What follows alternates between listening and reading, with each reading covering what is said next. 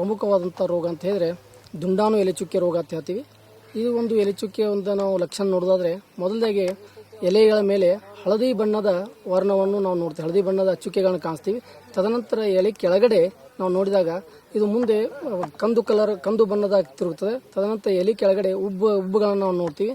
ಇದು ಬಹಳಷ್ಟು ಎಲೆಗಳು ಚುಕ್ಕೆಗಳು ಕೂಡಿಕೊಂಡು ಎಲೆಯು ಸುಟ್ಟಂತಾಗಿ ಎಲೆಗಳು ಉದುರಿ ಬೀಳುವಂಥ ಸಾಧ್ಯತೆ ಇರುತ್ತೆ ಅತಿ ಹೆಚ್ಚಾಗಿ ಕಂಡು ಬಂದಲ್ಲಿ. ಇದರ ಒಂದು ನಿರ್ವಹಣೆಗಾಗಿ ಸ್ಟ್ರೆಪ್ಟೊಮೈಸಿನ್ ಅನ್ನುವಂಥ ಒಂದು ದುಂಡಾಣು ನಾಶಕವನ್ನು ನಾವು ಪ್ರತಿ ಲೀಟರ್ ನೀರಿಗೆ 0.2 ಅಂದರೆ 0.2 ಗ್ರಾಮ್ ಪ್ರತಿ ಲೀಟರ್ ನೀರಿಗೆ ಬೆರೆಸಿ ಸಿಂಪರಣೆ ಮಾಡಬೇಕು. ಇದರ ಜೊತೆಗೆ ಒಂದು 2 ಗ್ರಾಮ್ ಕಾಪರ್ ಆಕ್ಸಿಕ್ಲೋರೈಡ್ ಅಂದರೆ COC ಅಂತ ಹೇಳ್ತೀವಿ, ಇದನ್ನು ಸಹಿತ ಮಿಶ್ರಣ ಮಾಡಿ ಸಿಂಪರಣೆ ಮಾಡಿದ್ದಾದ್ರೆ ಒಂದು ಪರಿಣಾಮಕಾರಿಯಾಗಿ ಈ ಒಂದು ರೋಗದ ಹತೋಟಿಯನ್ನು ನಾವು ಮಾಡ್ಬೋದು. ಇದ್ರ ಜೊತೆಗೆ ಇನ್ನೊಂದು ಬರೋದು ಯಾವುದಪ್ಪ ಅಂತ ಹೇಳಿದ್ರೆ ತುಕ್ಕು ರೋಗ ಅಂತ ಹೇಳ್ತೀವಿ. ರೈತ ಬಾಂಧವರು ಇದನ್ನು ಜಂಗಮ ರೋಗ ಅಂತ ಕರೀತಾರೆ. ಮೊದಲಿಗೆ ಇದು ಏನಾಗ್ತದೆ ಅಂತ ಹೇಳಿದ್ರೆ ಎಲೆಗಳ ಕೆಳಭಾಗದಲ್ಲಿ ಈ ಒಂದು ರೋಗನ ನಾವು ನೋಡ್ತೀವಿ. ಯಾಕೆ ಯುರಿಡೋಸ್ಪೋರ್ಸ್ ಅಂತ ಏನು ಹೇಳ್ತೀವಿ, ಇದರದೊಂದು ಅಂದ್ರೆ ಶಿಲೀಂಧ್ರದ ಯುರಿಡೋಸ್ಪೋರ್ಸು ಎಲೆ ಕೆಳಭಾಗದಲ್ಲಿ ಒಂದು ಮ್ಯಾಚುರಿಟಿ ಆಗಿಬಿಟ್ಟು ತದನಂತರ ಮೇಲ್ಗಡೆ ಎಲ್ಲ ಗಿಡದಿಂದ ಮೇಲ್ಗಡೆ ಪ್ರಸಾರವಾಗಿ ಇಡೀ ಎಲೆ ತುಂಬ ಎಲ್ಲ ಗಿಡ ತುಂಬ ಪಸರಿಸಿ ಈ ಎಲೆಗಳು ಉದುರಿ ಬೀಳುವಂಥ ಸಂದರ್ಭವನ್ನು ನೋಡಿದ್ದೀವಿ. ಹಾಗಾಗಿ ಕಾಳುಗಳು ಜೋಳ ಆಗ್ತವೆ.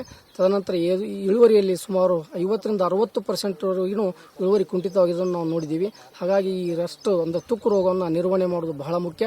ಇದನ್ನು ಯಾವ ರೀತಿ ನಿರ್ವಹಣೆ ಮಾಡಬೇಕು ಅಂತ ಹೇಳಿದ್ರೆ ಪ್ರೊಪಿಕೊನೋಜೋಲ್ ಅನ್ನುವಂಥ ಅಥವಾ ಹೆಕ್ಸಾಕೊನೋಜೋಲ್ 1 ಲೀಟರ್ ನೀರಿಗೆ 1 ml ಪ್ರತಿ ಲೀಟರ್ ನೀರಿಗೆ ಬೆರೆಸಿ ಸಿಂಪರಣೆ ಮಾಡಿದ್ದಾದ್ರೆ ಈ ರೋಗದವನ್ನು ತಡೆಗಟ್ಟಬಹುದು. ನಾವು ಅಂದರೆ ಮುಂದೆ ಬರಲ್ಲಂಗೆ ನಾವು ಏನು ಮಾಡ್ತೀವಿ, ಯೂಶ್ವಲಿ ರೈತ ಬಂದವರು ರೋಗ ಬಂದ ಮೇಲೆ ಔಷಧವನ್ನು ಸಿಂಪರಣೆ ಮಾಡಲಿಕ್ಕೆ ಕೈಗೊಳ್ತೀವಿ.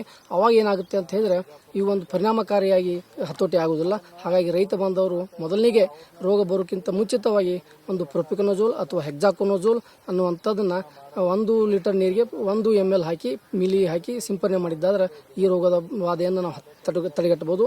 ಇನ್ನು ಅತಿ ಹೆಚ್ಚಾಗಿ ಬಂದಿದ್ದಾದ್ರೆ ಅವಾಗ ಏನು ಮಾಡಬೇಕು ಅಂತಿದ್ರೆ ಟೆಬಿಕೊನೋಜೋಲ್ ಅನ್ನುವಂಥದ್ದು ಶಿಲೀಂಧ್ರನಾಶಕವನ್ನು 1 ಮಿಲಿ ಪ್ರತಿ ಲೀಟರ್ ನೀರಿಗೆ ಬೆರೆಸಿ ಸಿಂಪರಣೆ ಮಾಡಿದ್ದಾದ್ರೆ ಈ ರೋಗದ ನಿರ್ವಹಣೆಯನ್ನು ನಾವು ಸಂಪೂರ್ಣವಾಗಿ ಮಾಡಬಹುದಾಗಿದೆ. ಆಮೇಲೆ ಇನ್ನೊಂದು ಇದಕ್ಕೆ ರೆಸಿಸ್ಟೆನ್ಸ್ ಅಂತ ಹೇಳ್ತೀವಿ, ಅಂದರೆ ರೋಗ ನಿರೋಧಕ ತಳಿ ಇದೆ. DSP 21 ಅಂತ ಹೇಳ್ತೀವಿ, DSP 34 ಅಂತ ಹೇಳ್ತೀವಿ. ಇದನ್ನು ಉಪಯೋಗ ಮಾಡಿದ್ದಾದ್ರೆ ಈ ಒಂದು ರೋಗ ಬರದಂತೆ ತುಕ್ಕು ರೋಗ ಬರದಂತೆ ತಡೆಗಟ್ತದೆ. ಅದಕ್ಕೆ ಅಂದರೆ ನಿರೋಧಕ ಶಕ್ತಿ ಇರೋದ್ರಿಂದ ಇದನ್ನು ಸಹಿತ ರೈತ ಬಂದವರು ಉಪಯೋಗ ಮಾಡಬಹುದು. ಎಲ್ಲೆಲ್ಲಿ ಯಾವ ಪ್ರದೇಶದಲ್ಲಿ ಹೆಚ್ಚಾಗಿ ಇದು ರೋಗ ಬರ್ತದೆ ಅವರು DSP 21 ಅಥವಾ 34 ಈ ತಳಿಯನ್ನು ಉಪಯೋಗಿಸಿದ್ರೆ ಈ ತುಕ್ಕು ರೋಗ ಬಾಧೆಯನ್ನು ನಾವು ಹತೋಟಿ ಮಾಡಲಿಕ್ಕೆ ಸಾಧ್ಯತೆ ಇದೆ.